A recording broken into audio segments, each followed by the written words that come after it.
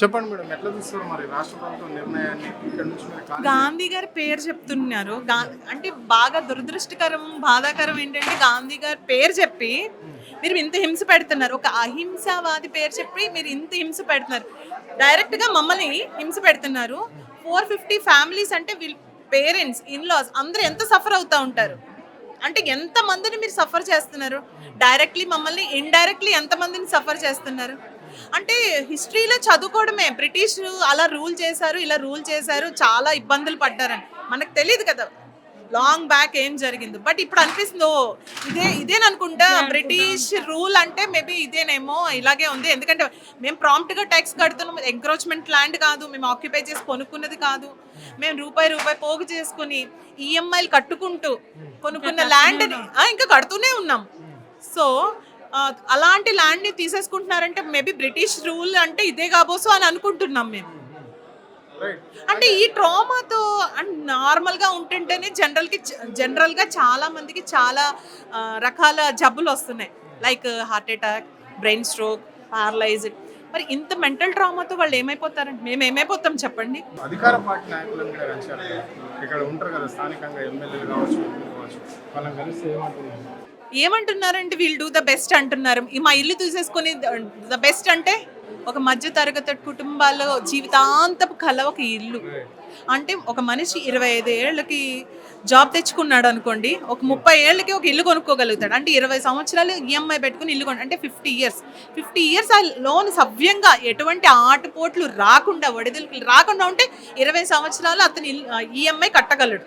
So 50 సంవత్సరాలు అవుతుంది. ఈ 50 సంవత్సరాలకి ఇంకొక ఇల్లు కొనాలంటే ఇప్పుడు మమ్మల్ని పంపించేస్తే మాకు ఈఎంఐ కట్టుకోవాలంటే వాళ్ళు బ్యాంక్ వాళ్ళు లోన్ ఇస్తారా? 50 ఇయర్స్కి ఏజ్ క్రైటీరియాతో ఇస్తారా? మేము గాంధీ గారి స్టాచ్యూకి ఏమాత్రం అగెనిస్ట్ కాదు. కాకపోతే మమ్మల్ని మా మధ్యతరగతి కుటుంబ ఆశలు చిదిమేసి ఇక్కడ కట్టాలనుకోవడం అమానుష్యం. ప్రజలంతా ఏం చూస్తారండి? అసలు మా బిల్డింగ్ దగ్గర వరకు రావడం ఏంటండి? ఇది ఏదన్నా మేము కబ్జాలు చేసి కట్టారా?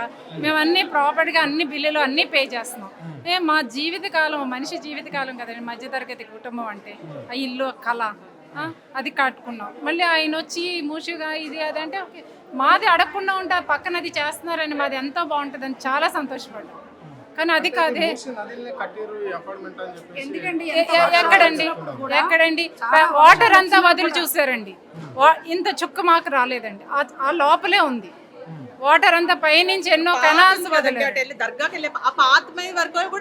రాలేదండి. మా బిల్డింగ్ ఎందులో అలా ఎందుకు అయిందండి? వాళ్ళకి తెలియదా? ముఖ్యమంత్రి గారికి తెలియదా? కన్నా వాళ్ళకి తెలియదా? తెలుసుండి మాదే ఎందుకు అడుగుతున్నారు?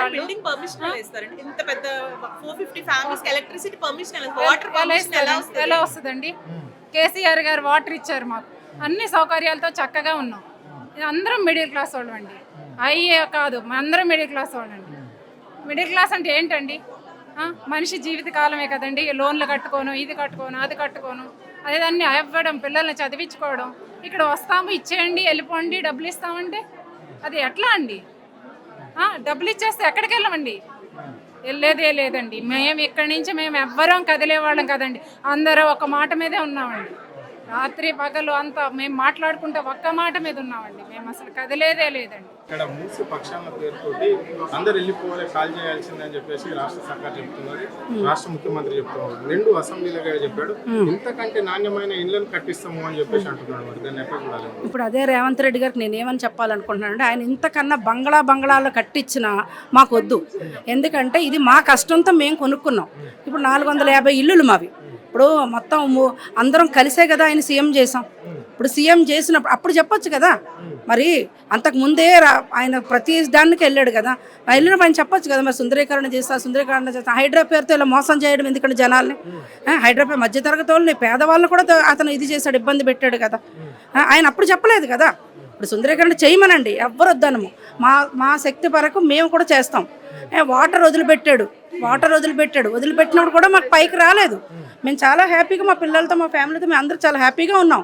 ఏ రోజు మేము ఇబ్బంది పడలేదు.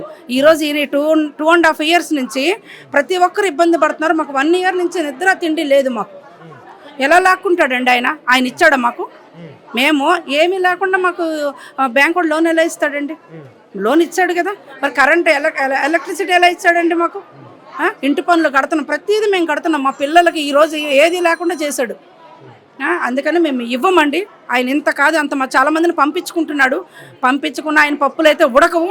మేము ఇవ్వము. మేమంతా ఒకే మాట మీద ఉన్నాము. ఏది ఎలా జరుగుద్దో అదే చూద్దాం. అన్నిట్లోనూ పార్టిసిపేషన్లో ఉంటాము.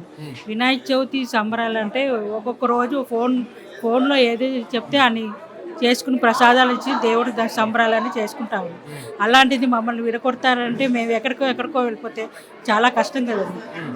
ఫోన్ చేస్తే రామంటే ఎవరు మా ఫ్రెండ్స్ అందరూ వచ్చేస్తారు.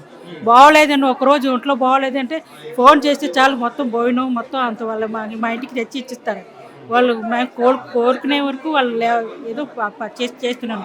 అలాంటి ఇల్లు బండి విడగొట్టితే చాలా కష్టం కదండి. మేము మా పెద్దవాళ్ళు కూడా అలాగే ఉంటారు. వాళ్ళందరూ గ్రూప్గా వాళ్ళు కూర్చుంటారు, గ్యాదరింగ్ చేసుకుంటారు. చిన్నవాళ్ళు మిడిల్ వాళ్ళు వేరే గ్యాదరింగ్. అలా గ్యాదరింగ్ పిల్లలు అస్సలు చాలా ఇదిగా ఉంటారండి. పిల్లలు వాళ్ళ ఫ్రెండ్స్ వదులుకోరండి, చాలా వదులుకోరు. అన్నిట్లోనూ వాళ్ళు ఊరికి కూడా రానట్టున్నారు. మేము ఈ అపార్ట్మెంట్ వద్దు, నాకు వెకేషన్ వద్దు, ఇదే వెకేషన్ అంటున్నారండి.